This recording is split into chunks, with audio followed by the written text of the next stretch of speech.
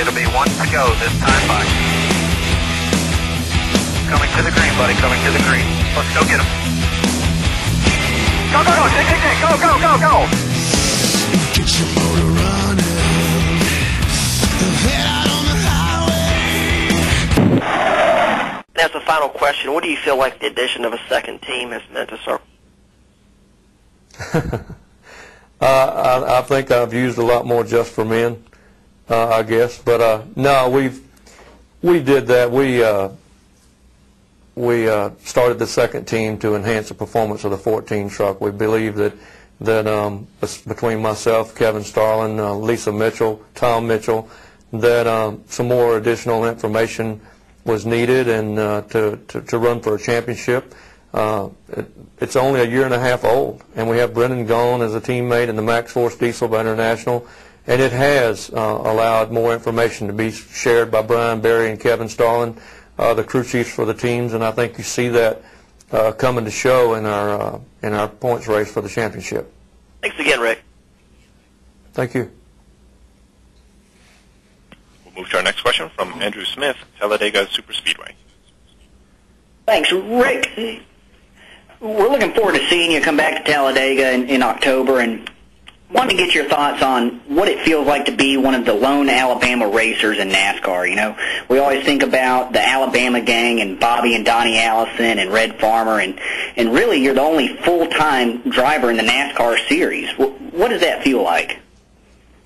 Well, I'm pretty proud about that, and you know, we as part of NASCAR, we used to use Talladega Speedway 4 or 5 years ago for testing, and when the truck started going to the super speedways, and I get asked a question, you know, when you come to Talladega, you know, and that question was when you showed up at Talladega, when the truck's going to race here.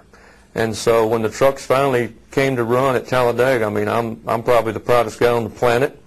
On the other hand, but you know, what a race! I mean, what a venue you have there to put on a race for the Truck Series, and I don't think we've let the fans down at all. I mean, the fans can come out and watch the NASCAR Craftsman Truck Series at the Big and Bowl Super Speedway at Talladega, and they'll see one fine show, but they'll also see an Alabamian very proud. Thank you. We'll move to our next question from Doug Demmons, the Birmingham News. Hey, Rick, it's good to talk to you again. Nice talking to you, Doug. You sounded a little pessimistic earlier that this deal with the Montgomery Speedway might actually occur. Do you think there's going to be significant opposition there, and are you still hopeful that this deal is going to get done? Well, I hope it gets done. I mean, you know, the track just didn't appear yesterday. I mean, we're not moving into a neighborhood yesterday and a half-mile fine facility with some of the greatest lighting that could put a half-mile short track race on television and produce some big races and produce some names that could be attracted by some of the NASCAR teams. That's what I look forward to opening up Montgomery Speedway for. Second of all, I mean, the track is 55 years old. It's rich in history. It was built in 1953. The first race was in 1954, and has always been an asphalt track. So, I mean, you know, I hate to say it, but the community knew that it was a racetrack before they ever moved there. And so I just hate the racetrack had been shut down for a year or so, and I would just like to resurrect racing right deep in the middle of Alabama, and I think it's produced some great stars of NASCAR, and I think it could produce more in the future. So that's. But also, I mean, let's talk about this. I mean, I want to be a good neighbor. I'm not the bull here that is firm about. I'm going to open up a racetrack regardless. I'd like to, if there's an opposition of a racetrack being in Montgomery, I'd like to be able to give the chance to prove the reputation of Rick Crawford, his promoting ability, his vision of seeing a racetrack in Montgomery, and you know, I'd like to give everybody a free ticket that's on the opposition to come see what I've done.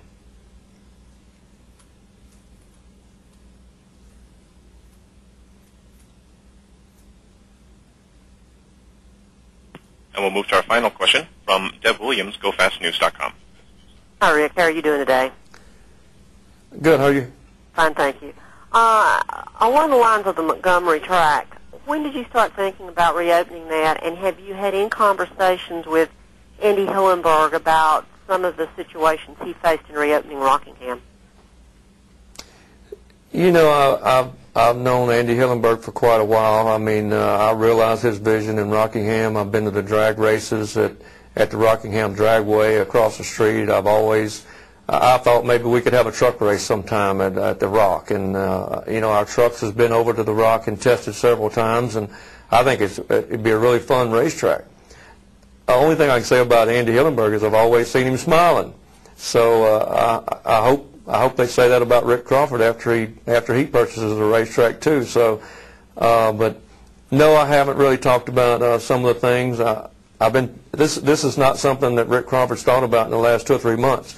I've run this across my mind here for the last 10 years, and I've talked to several people, you know, that has been very fortunate in short track racing, and also that hadn't done so well. But you know, I tend to listen to more people that's done it right than people that's done it wrong. So I think I've learned from the best. We can start with Bob Harmon. I've learned from Lee Fields of the Mobile Speedway. Bob Harmon of the All-Pro Series. He was a NASCAR owner back in the late 60s, early 70s. My grandfather was the first generation of my family that raced cars and NASCAR member back in the 50s. And so this is nothing new that Rick Crawford would like to own and promote a racetrack. So I have a lot of great ideas from a lot of good people, and we'll go ahead and say that, you know, from Ken Schrader to Humpy Wheeler to Bruton Smith, I've talked to all of them, and it's something that, and let's always keep in mind, I'm not doing something to lose at it. I'm not doing something, excuse me, I'm not doing something also to fail at. So once I set my mind to promotions or looking at another avenue in racing, I'd always like to succeed. Thank you, sir. Rick, we appreciate your time this afternoon. Good stuff from both you and Brad Keselowski, and best of luck to you this weekend at Kentucky Speedway. I appreciate that. Thanks for having me.